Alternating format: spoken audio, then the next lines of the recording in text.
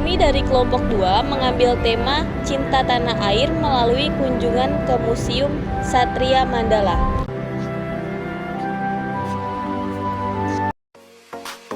Alia Rizky Fahira, Bella Apriliani, Dea Aprilia, Naila Safira, Nana Amelia, Riana Nwi Sukmawati.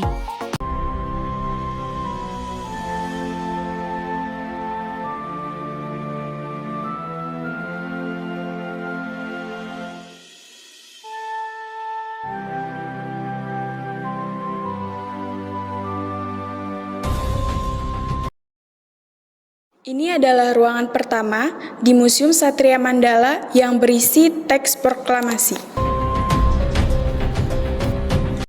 Selanjutnya ada miniatur proklamasi kemerdekaan Indonesia 17 Agustus 1945.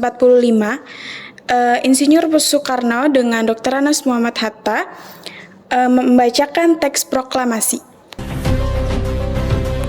Selanjutnya ada miniatur pada 22 Agustus 1945 mengadakan rapat panitia pembentukan Badan Keamanan Rakyat. Di sini terdapat lintasan sejarah perkembangan dan perjuangan TNI dari tahun 1945 sampai 1949. Yang pertama ada Proklamasi Kemerdekaan Republik Indonesia yang dilaksanakan pada 17 Agustus 1945 oleh Insinyur Soekarno dan Dr. Andes Muhammad Hatta. Lalu yang selanjutnya ada pertumbuhan organisasi angkatan bersenjata.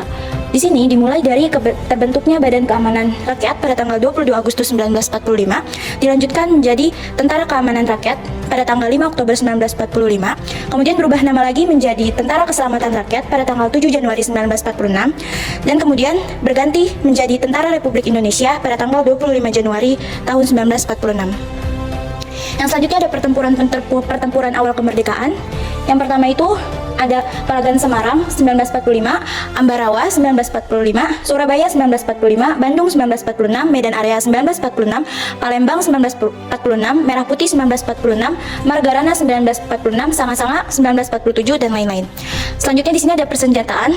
Pada masa itu senjatanya tradisional diantaranya keris, pedang, mata tombak, mandau, rancong, trisula, bambu runcing, senapan kayu, granat, bom molotov, bom tarik, pistol, stand, senapan, dan meriam. Selanjutnya, masa parlementer pada tahun 1949 hingga 1959. Yang pertama ada perkembangan organisasi angkatan bersenjata pada tahun 27 Desember 1949 menyatakan bahwa negara Indonesia berbentuk Republik Indonesia Serikat. Namun, pada tanggal 17 Agustus 1950, RIS ini berubah kembali menjadi Negara Republik Indonesia dan APRIS menjadi Angkatan Perang Republik Indonesia. Yang kedua, operasi keamanan dalam negeri. Dalam periode ini, APRI atau TNI melaksanakan tugas-tugas keamanan dalam negeri untuk mengatasi konflik dan pemberontakan di berbagai daerah yang diakibatkan oleh bom waktu. Selanjutnya yaitu adanya tugas internasional. Dalam rangka ikut serta memelihara perdamaian dunia, APRI atau TNI mengirimkan beberapa pasukan kontingen Garuda atau Konga 1 pada tanggal 8 Januari sampai dengan 29 September 1957. Konga 1 ini merupakan berkekuatan 559 personil. Selanjutnya adanya persenjataan. Persenjataan ini terdiri dari angkatan darat yang didukung persenjataan yakni pistol dengan berbagai tipe.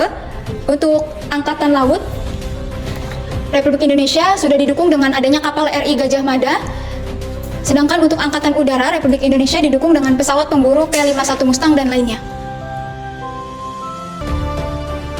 Selanjutnya, pada masa Orde Lama pada tahun 1959 sampai 1966. Di sini ada penyatuan organisasi angkatan dan kepolisian.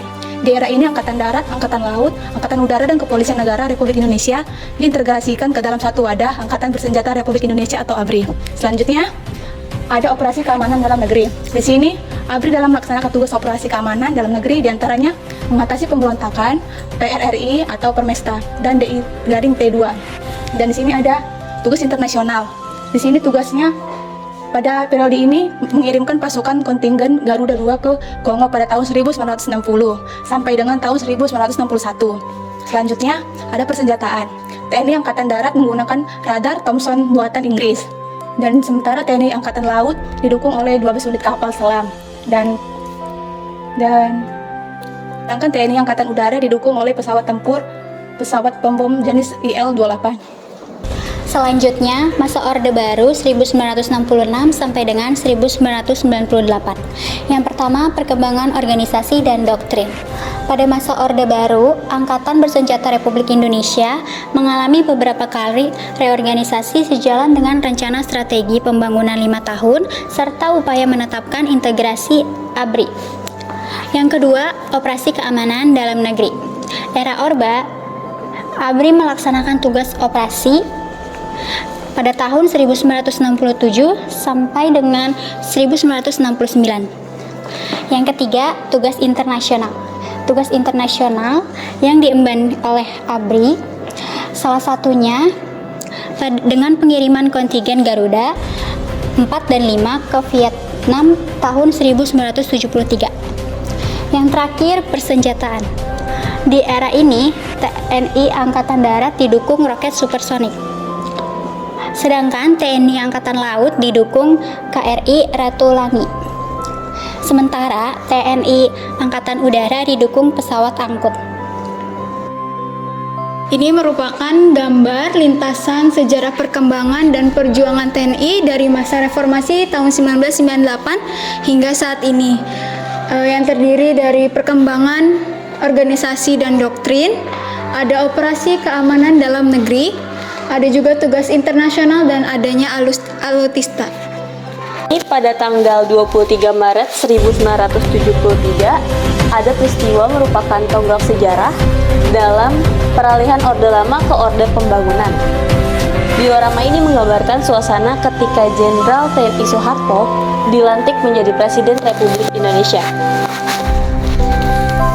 Selain itu, ada tugas dari seorang ABRI, bukan hanya dalam pertahanan dan keamanan, tetapi ABRI melaksanakan tugas yang menunjang sarana perekonomian rakyat dan bentuk kegiatan sosial lainnya. Dan ada juga misi Garuda, yaitu menjaga perdamaian dunia melalui berangkat ke negara-negara. Pesawat yang bernama Nishikoren yang berasal dari Nakajima, Jepang, yang bertugas sebagai pesawat latih buruh.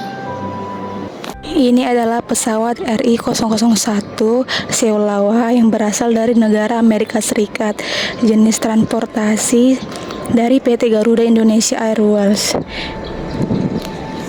Sebagai usaha penerbangan niaga pertama Indonesia yang beroperasi di Burma. 3 amanat pendirian tentara sejak tahun 1945. Insinyur Soekarno. Undang-Undang Dasar adalah azas dan politik tentara. Pangsar Jenderal Sudirman.